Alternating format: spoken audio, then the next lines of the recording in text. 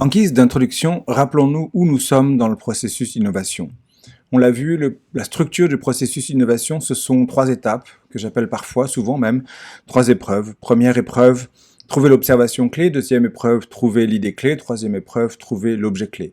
Je le répète parce que c'est important, il faut voir ces 3 épreuves comme 3 étapes successives. Vous devez passer par l'observation avant d'avoir l'idée et puis avant de vous lancer dans la fabrication de l'objet clé. Dans cette capsule, on va s'intéresser à la première épreuve, celle qui consiste à trouver une observation clé, et on va regarder une des 3 méthodes utiles pour trouver cette observation clé. Donc c'est quoi les 3 manières de trouver une observation clé? Première manière, c'est l'écoute active. C'est une manière qui est beaucoup développée dans le design thinking, notamment. Deuxième manière, l'observation active. Ici, on est plutôt sur l'observation de la réalité. Et puis, troisième manière, c'est la voie des choses. Et on va s'intéresser dans cette capsule à l'observation active. D'abord, qu'est-ce que c'est que l'observation active? C'est très simple, l'observation active, c'est l'art de regarder. Ça a l'air simple, mais c'est pas évident du tout. Je vais le dire autrement. L'observation active, c'est la curiosité.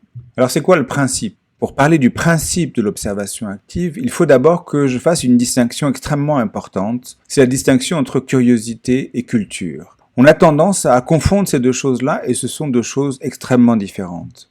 Regardons donc ces 2 termes, la culture et la curiosité.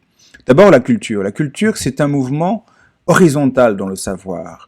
On s'intéresse à ce qui est noble, important, beau, bien, etc., en dehors de son domaine d'expertise. Par exemple, vous êtes ingénieur, vous vous intéressez à la musique, et bien lorsque vous allez vous intéresser à la musique, vous allez vous intéresser à ce qui est considéré comme le plus important, le plus beau, le mieux dans la musique, donc Bach, Mozart, etc. Ça, c'est la culture. Maintenant, la curiosité, c'est un mouvement vertical, vers le bas. On se déplace verticalement dans le savoir, on s'intéresse à ce qui n'est pas noble, et donc ce qui est insignifiant, l'est mal. Et vous voyez donc que la confusion n'a aucun sens. Ce sont 2 choses extrêmement différentes. On ne s'intéresse pas à la même chose lorsqu'on est cultivé et lorsqu'on est curieux. Je le mentionne d'ailleurs, un mot extrêmement intéressant, comme on dit en dessous du sol, on dit underground en anglais.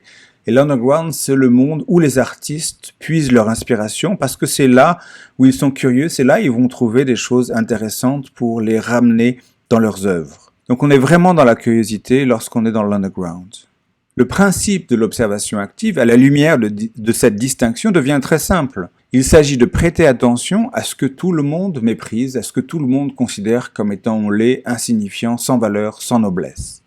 Et prêter attention à ce que tout le monde méprise, comme s'il y avait là un trésor à trouver dans ces choses méprisables. Vous vous intéressez à une pièce qui tombe, vous vous intéressez à un morceau de poussière dans un coin de la pièce, comme s'il y avait un trésor à trouver dans ces choses méprisables. Alors l'attitude, c'est quoi?